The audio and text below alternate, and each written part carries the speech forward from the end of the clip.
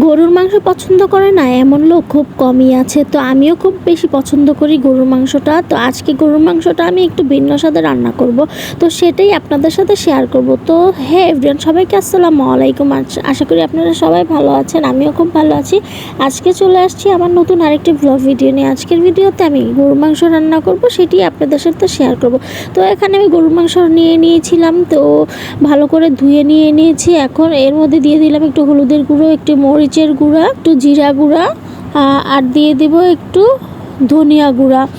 তো এই ধনিয়া গুঁড়া দিয়ে এখন আমি দিয়ে দিব একটু তেলটা দিয়ে ভালো করে এটাকে আমি মেখে নিব। গরুর মাংসটা আসলে মেখে রান্না করলে অনেক বেশি মজা হয়। তো দিয়ে দিলাম একটু আদা রসুন বাটা দিয়ে আমি দিলাম একটু স্বাদ মতো লবণ দিয়ে আমি গরুর মাংসটাকে মেখে রেখে দিব প্রায় 10 মিনিটের মতো। তো আমি মেখে নিচ্ছি, সাথে দিয়ে দিলাম কিছু পেঁয়াজ।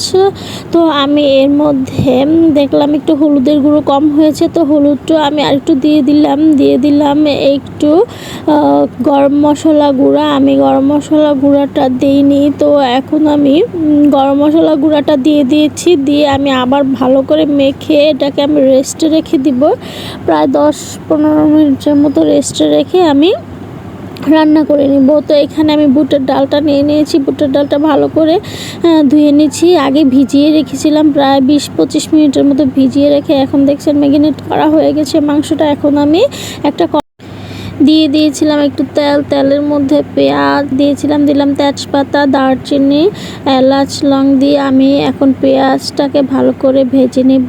বেশি লাল করব না, হালকা ভাজা দিব যেন পুড়ে না যায়। পেঁয়াজটাকে আমি ভেজে নিচ্ছি। এখন যেই ম্যারিনেট করে মাংসটা রেখেছিলাম আমি এই মাংসটাকেও দিয়ে দিলাম। দিয়ে এখন আমি বলক আসা পর্যন্ত একটু নেড়ে চেড়ে এখন যেই বুটের ডালটা আমি ধুয়ে রেখেছিলাম সেই বুটের ডালটা আমি সাথে দিয়ে দিব। দিয়ে বুটের ডাল আর মাংসটাকে একটু ভালো করে কষাবো, যেন মানে মাংসটা কষানোর মধ্যেই হয়ে যায়। আর জানেনই তো গরুর মাংস যত কষাই নেবেন ততই বেশি মজা হবে।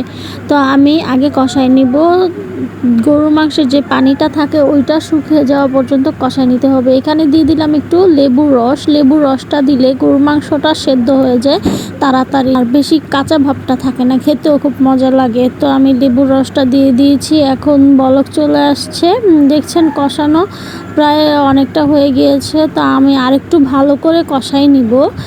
তো আমার এখানে কষানো শেষ, পানিটাও শুকিয়ে গিয়েছে, তেলটা ভেসে উঠছে। এখন আমি দিয়ে দিব এখানে পরিমাণ মতো পানি দিয়ে দিলাম।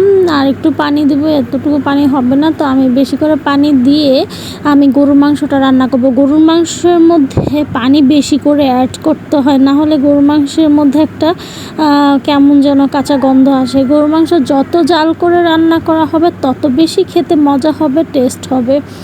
আর চুলায় রান্না করলে তো কোনো কথাই নেই। তো আমরা তো এখন কিছু করার নেই, গ্যাসে রান্না করতে হবে। তো আমি দেখছেন রান্নাটা প্রায় হয়ে গিয়েছে। এখন আমি দিয়ে একটু জিরা গুঁড়ো দিয়ে নেড়ে চেড়ে আমি যে গরু মাংসটাকে নামিয়ে নিব। গরু মাংসটা কিন্তু হয়ে গিয়েছে অলরেডি, খেতেও খুব মজা হয়েছিল। তো আপনাদের সাথে শেয়ার করলাম। আসলে সবাই কম বেশি রান্না করতে পারি, তো নিজে রান্না করি সেটাই একটু আপনাদের সাথে শেয়ার করি। তো আমার ভিডিওগুলো লাইক, কমেন্ট, শেয়ার করে দিবেন। সবার জন্য অনেক অনেক ভালোবাসা রইল। আল্লাহ হাফেজ।